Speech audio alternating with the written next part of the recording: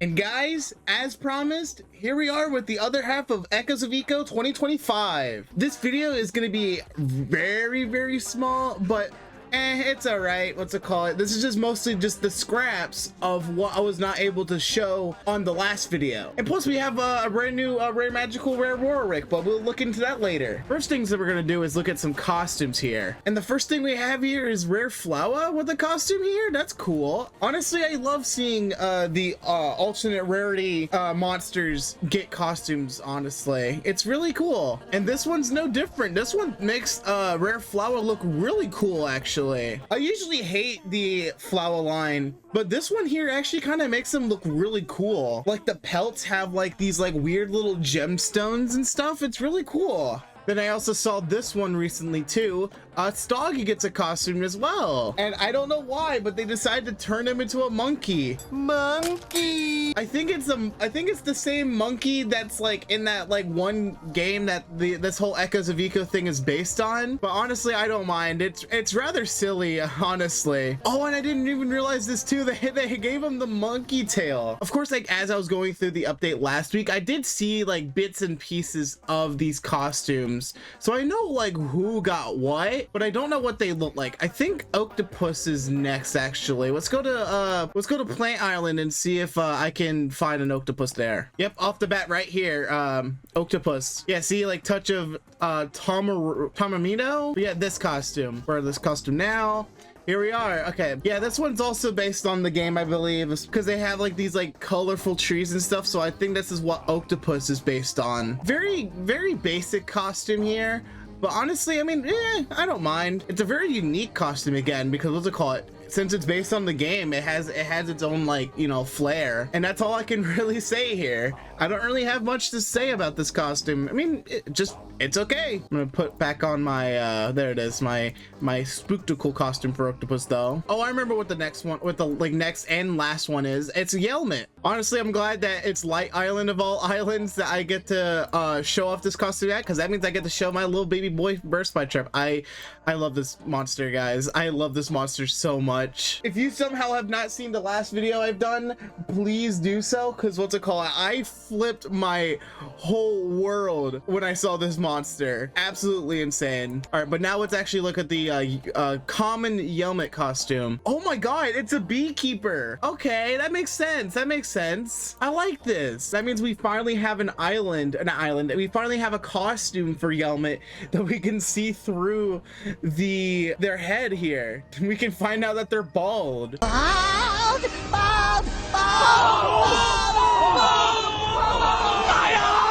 Very simple, but yet very like awesome of a costume. And honestly, I hope that they do this for the other two Yelmet rarities, because it would be awesome to see like to see through the mask and stuff. It would be very fun, honestly. But yeah, once again, for being a simple costume, I love this one a lot, and it's very funny. But now we got the costumes out of the way, we'll go to the main show. Rare roarick is here. I believe recently, actually, for one of the like field things that the monster handlers did, they actually gave us a little teaser on what rare roarick looked like, and they had like this like weird creepy black hair. It was really cool. But let's go light some torches, shall we? Thank you, Getty. Thank you, Nino. Thank you, Epic Leon. Thank you, Small Fuzzy Bug. Thank you, Tristan Gamer TV. Thank you, Handler King CB. Thank you, Camp Freenass. Thank you, 3 Villard. Thank you, Sandwich 395. And thank you, Mug Gaming. But yeah, let's now get this thing. If you guys don't remember before, actually,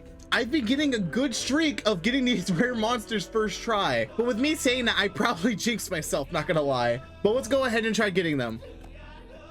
Oh, brother, this guy stinks! Okay, they didn't take me that many tries actually to get. And oh, there they are. There's that freaky hair that I was talking about. And also they're green, apparently. This is cool. Let's go ahead and crack them open here. Ooh, this is cool. I like that. Oh my god. Let's quickly place them down before they start playing in here. Oh my god, they are actually really cool. I think what makes me like them a lot here is the like this new skull. And I wonder if it'll have like a different animation whenever it starts playing, actually, come to think of it. The only way to find out is by seeing it right here and now. Oh my. Oh, and their potions glow? I like that.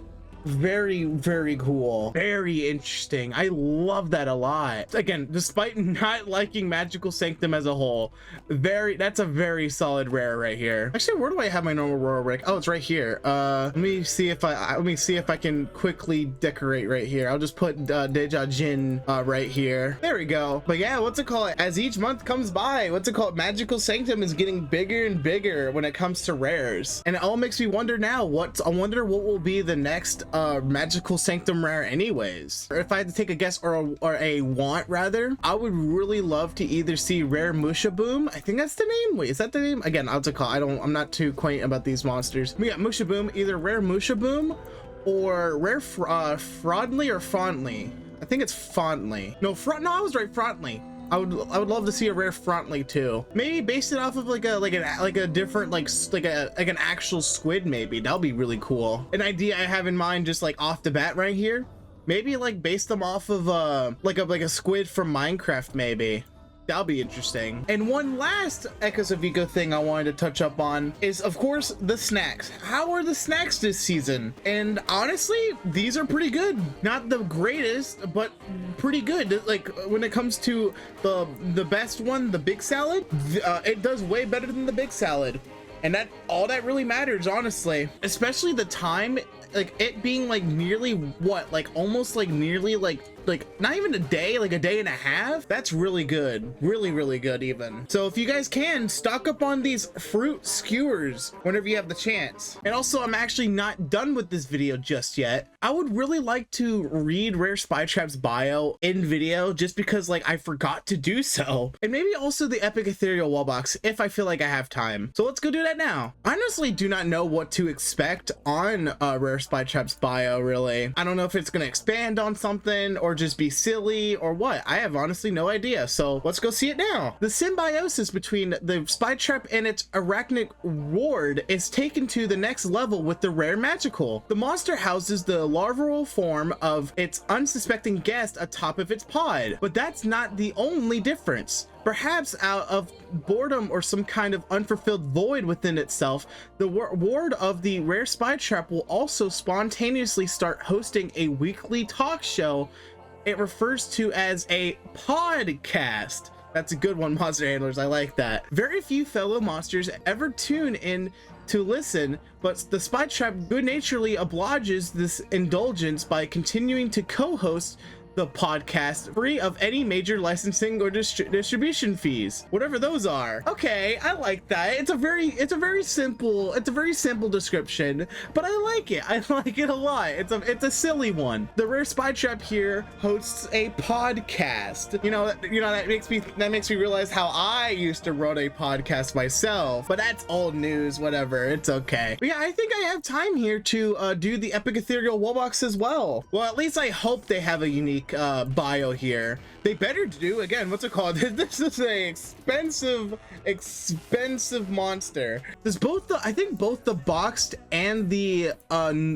activated form both have different bios, I think. Let me check real quick. Yeah, wait, what's it got? Yeah, here it is. Let's read the box form here first. The Wubbox was first developed as an experimental project deep underground on Ethereal Island in the Pocket Dimension, long before the contemporary era of the monster world. In a crowded workspace, however, even the most diligent of creators can sometimes misplace a few early prototypes. This is what happened with the Epic Wubbox of Ethereal Island, the subspecies representing the earliest, most primitive version of the Hex Elemental, consigned to dwell in darkened corners and forgotten nooks. It ripened under the unending influence of the host Colossal's brain power. And as Zari is an inventor in their own right, it was only natural. Sorry, it wasn't only ethereal for some of those traits to be passed on. So it's heavily implying here that this was a prototype Wubbox, and it was not meant to be an actual like epic Wubbox. But with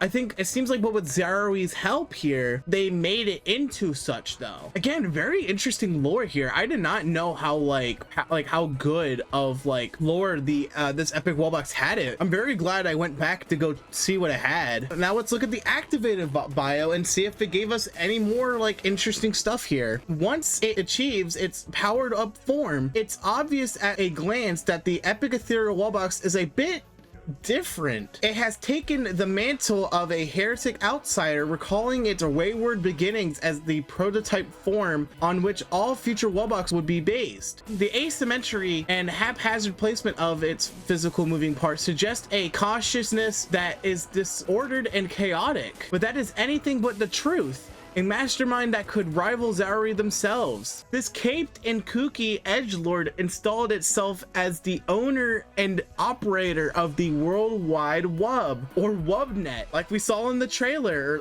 last week. The virtual network accessible to all wubbox. There it lurks, occasionally venturing into the chat to cryptically comment on the conversations of its fellow supernaturals and super ethereals. And just like in the trailer, they are a like little Discord mod and stuff. That's very funny. I like, again, I really much like this like unique like this unique like thing that they decided to do for the epic wubbox here. Like they completely like changed how this monster works like out of all the other wubboxes, and it makes sense why, because like it has all of the ethereals in it. But yeah, reading its bio here, it makes me really like the epic ethereal wubbox so much more. Post video, I was already getting obsessed with this wubbox because like it's so catchy, it's so good in the song. But yeah, I think that's the last bit I'm gonna do here. I don't think I'm gonna do the epic wublins just because they're gonna take so much time to read. So I'm just gonna cut it here. Thank you guys for watching. And again, this video might be extremely small, but I hope you guys enjoy. And my big question here is, guys, how did you guys think of Rare Roarick? Because again, these costumes we already looked into like a week ago, you guys did. So I just mostly want to ask, how did you guys think of Rare Roarick? I think they're pretty good. Like as they sing and like their potions glow and stuff is a very good, unique touch. I don't know if they did that with their other form. I cannot recall, but be sure to comment, subscribe, hit the like button if you haven't already, and I'll see you guys in the next video. Bye bye.